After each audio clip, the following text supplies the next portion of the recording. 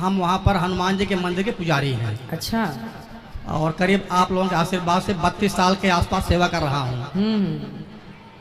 हम और ये दो हैं, ये दोनों हम तो रहते हैं मंदिर में, आते हैं हम लोग आपके साथ जो सुनते हैं वो आपस में डिस्कस करते हैं जी डेली। अच्छा स्वामी जी, मेरा 5 प्रश्न आपसे है जी। हमको सब पता है, कितने भाई बहन हमारे यहाँ बैठे हुए हैं, सब अपने अपने प्रश्नों के उत्तर लेने के लिए बैठे हुए हैं। तो हम सूक्ष्म रूप से पूछ रहे हैं और उत्तर आप चाहे 2 मिनट दो चाहे 5 मिनट दो, उसका उत्तर मैं सुनना चाहता हूँ। बोलिए। एक मेरा जो लास्ट वाला प्रश्न पहले बता दे रहा हूँ मैं। कई कथाकार हमारे पास गए, मैंने उनसे प्रश्न पूछा लेकिन वो प्रश्न का उत्तर नहीं दे पाए जी। वो तो मैं लास्ट में पूछूंगा, पहले जो मेरा प्रश्न सुन लीजिए आप। पहला प्रश्न मेरा स्वामी जी है, गुरु जी है कि जीवात्मा और आत्मा में क्या अंतर है, मोक्ष किसका होता है?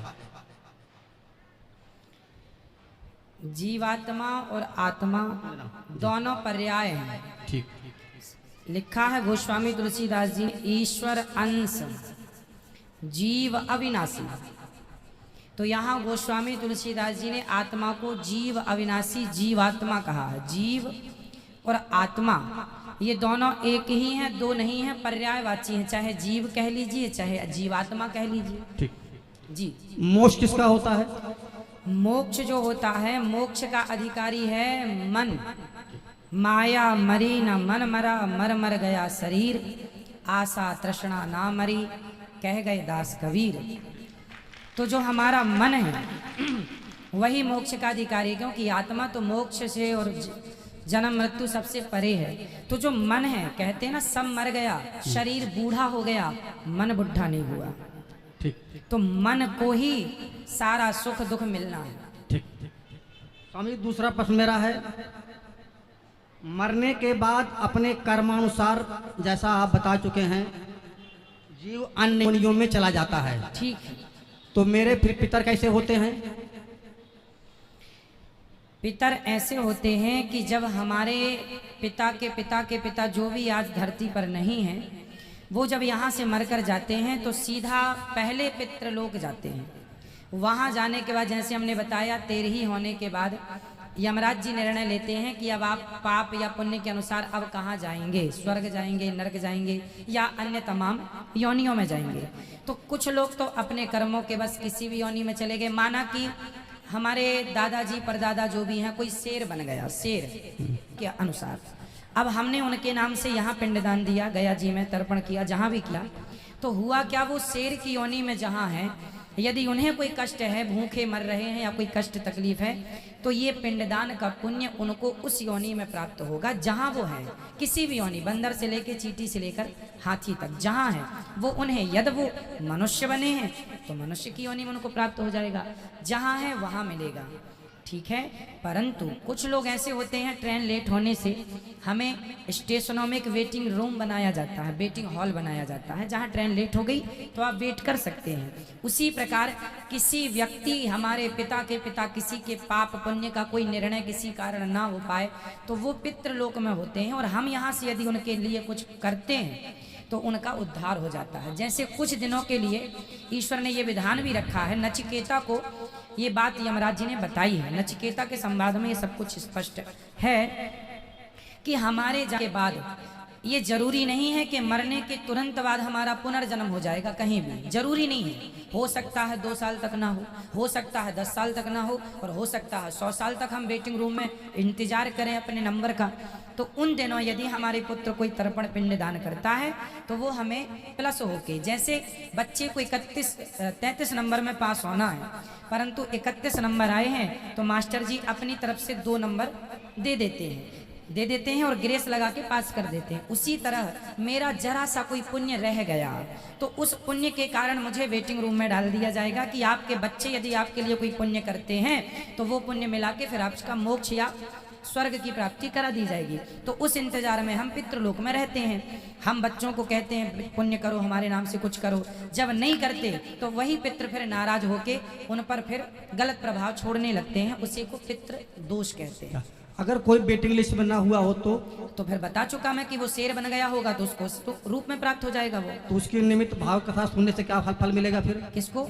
भागवत कथा जो पोथी बैठा हम सुनते हैं, आपने देखिए होता क्या है कि आपका कोई अपना आदमी अमेरिका में है और आपने उसके खाते में पैसे डाल दिए, तो उसके खाते में तुरंत पहुंच गया कि नहीं। अब वो उस पैसे से शराब पी ले या दूध पी ले या रोटी खा ले या मांस खा ले, आपने तो पैसे भेज दिए, अब वो उसका उपयोग अपने ढंग से करेगा। उसी प्रकार हमने तो पुण्य कर दिया अपने पूर्वजों के लिए, अब वो शेर बने हैं तो उनको मांस मिल जाएगा, गाय बने हैं तो चारा मिल जाएगा, इंसान बने हैं तो 56 भोग मिल जाएगा।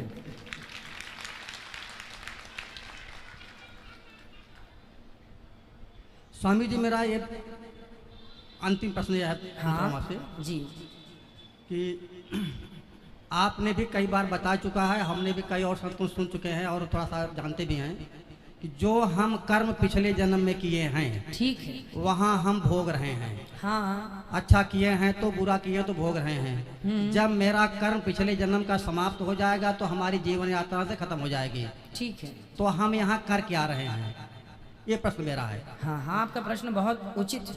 ये मैं कर क्या रहा हूँ, हम मारा जा रहा हूँ तो जब मारा गया, दशरथ जी को ऐसा कर मिला तो जन्म कर मिला, तो हम यहाँ पर कर क्या रहे हैं, ये प्रश्न मेरा है। ये देखो, इसका नाम ही है कर्म भूमि, है ना, जिसे हम मृत्यु लोक कहते हैं, इसे कर्म भूमि भी कहा जाता है। कुल मिला के हमने जो पिछले जन्म में किया, अच्छा या बुरा, वो तो हम आज पा रहे हैं। इसीलिए आज आपने देखा होगा सबकी स्थितियां अलग अलग है, कोई अमीर है, कोई गरीब है, कोई 2-2 रोटी को मोहताज है, कोई 56 भोग खा रहा है। तो ये क्यों हो रहा है? ये पिछले जन्म में आपने जो किया था। एक आदमी चावल ही चावल खा रहा है तो किसी ने कहा रोटी भी तो खा, बोले चावल की खेती अभी हुई है सो घर में चावल है, चावल खा रहा हूँ, गेहूं बो दिया है, जब गेहूं कटेगा तो रोटियां खाऊंगा। तो जो कल किया था वो आज पा रहे हैं, जो आज करेंगे वो आगे पाएंगे। को ना काहू को सुख दुख कर दाता, निज कृत कर्म भोग सब भ्राता, ये लक्ष्मण जी कह रहे हैं। कोई व्यक्ति किसी को जरा सा सुख नहीं देता, जरा सा दुख नहीं देता, प्रत्येक व्यक्ति अपने किए कर्मों का फल भोगता है। यहाँ तक कि राम जी को भी अपने कर्मों के कारण राम बन के आना पड़ा, सीता के पीछे घूमना पड़ा, सीता सीता। नारद जी ने श्राप दिया था, उस श्राप के कारण राम जी को आना पड़ा और सीता की खोज करनी पड़ी, और हनुमान जी का भी सहारा लेना पड़ा क्योंकि श्राप था। सीता माँ को भी वनवास हुआ इसलिए कि उनको भी श्राप था। एक तोती ने श्राप दिया, पद्म पुराण में कथा है कि सीता जी ने एक तोती को पिंजरे में बंद कर लिया तो तोती तड़प तड़प के मर गई, चूंकि वो गर्भवती थी। कहा था छोड़ दो, सीता जी ने कहा तुम अच्छी कथा सुनाती हो, सुनाती रहो। तड़प तड़प के मर गई। तोते ने श्राप दे दिया, बद्दुआएं कि जाओ, जैसे हमारी पत्नी को गर्भ अवस्था में आपने हमसे दूर किया, जब आप गर्भवती होंगी तो आपके पति दूर कर देंगे। ये घटना पद्म पुराण में लिखी है। तो सीता जी को भी कर्मों का फल भोगना पड़ा, जो पिछला किया था आज मिल गया। तो कुछ कर्म ऐसे होते हैं जो आज के आज ही हमें मिल जाते हैं हाथों हाथ, कुछ पिछले जन्म का आज, आज का कल। अब आप कहेंगे तो ये चक्कर चलता रहेगा, हाँ तब तक चलेगा। कबीर जी कह रहे हैं, चलती चक्की देख कर दिया कबीरा रोए, दो पाटन के बीच में साबुत बचा न कोए। पुनरपि, आद्य शंकराचार्य जी कह रहे हैं, पुनरपि जननम पुनरपि मरणम पुनरपि जननी जठरे शयनम। ये जन्म मृत्यु चल रहा, सब पिस रहे हैं। बोले कैसे बचेगा? बोले भज गोविंदम गोविंदम भज मूढ़ मते। यदि कोई भगवान की शरण में चला गया तो वो जन्म और मृत्यु के चक्कर से बच जाएगा। इसलिए कथाएं, कीर्तन, भगवान की शरणागति। जब कबीरदास जी रोने लगे, चलती चक्की देखकर दिया कबीरा रोए, रोने लगे, तो उनके पुत्र ने पूछा, कमाल, कबीरदास जी के पुत्र का नाम था कमाल, पिताजी आप क्यों रो रहे हैं?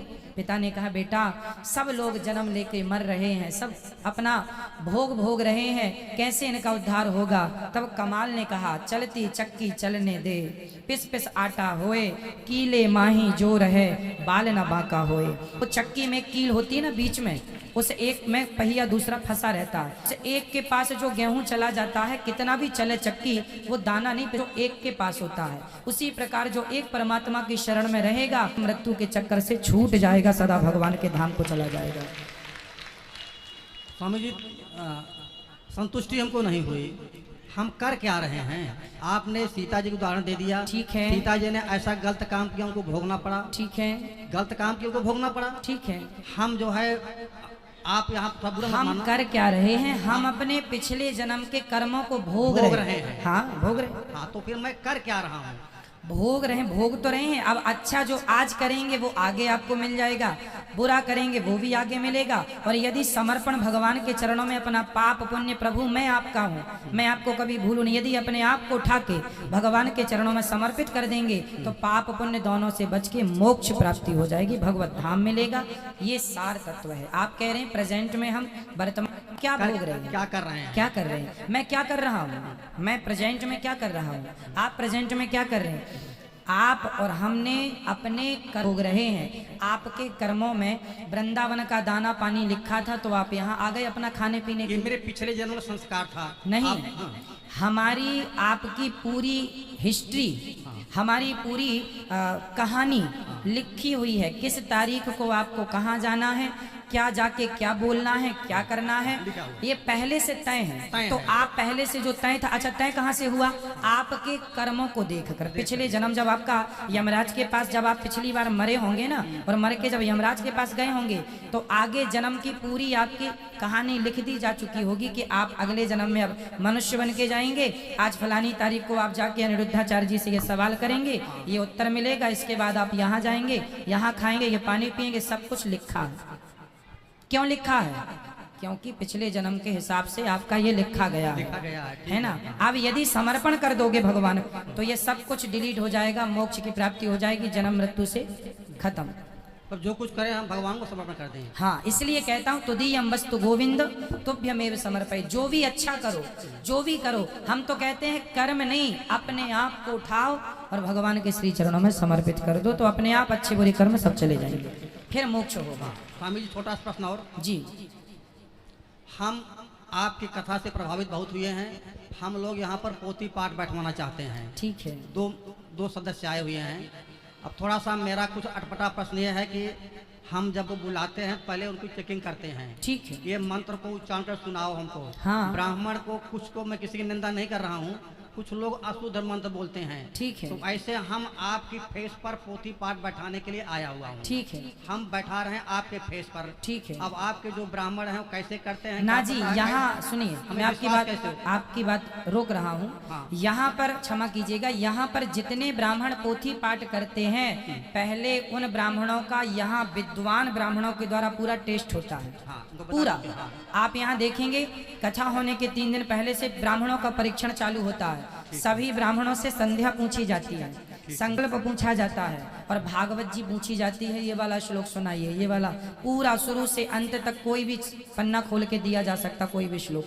पर ब्राह्मण जितने यहाँ बैठे हैं आप भी आ जाइएगा और यहाँ 200-300 जो भी ब्राह्मण बैठे हैं आप किसी को भी खड़ा कर लीजिएगा। वो बिल्कुल धारा प्रवाह पाठ करने वाले हैं तो ही यहाँ बैठते हैं। यहाँ 1000 ब्राह्मण आते हैं नाम लिखाने, उन 1000 में केवल 200-250 ब्राह्मणों का नाम लिखा जाता है, क्योंकि बाकी लोग उस योग्य नहीं होते। जो योग्य हैं, जो पढ़ सकते हैं, जो कर सकते हैं, आप लोग विश्वास करते हैं इस फेस पर, तो ये हमारी परम जिम्मेदारी है कि हम आप लोगों का विशेष ध्यान रखें और आपकी भावनाओं को ठेस न लगे, इसका पूरा ख्याल रखते हैं। एक छोटा सा प्रश्न आपके पक्ष में है। जी। ये पक्ष है कि देखो, हर व्यक्ति एक समान नहीं होता है, हर समाज एक समान नहीं होता है। जी।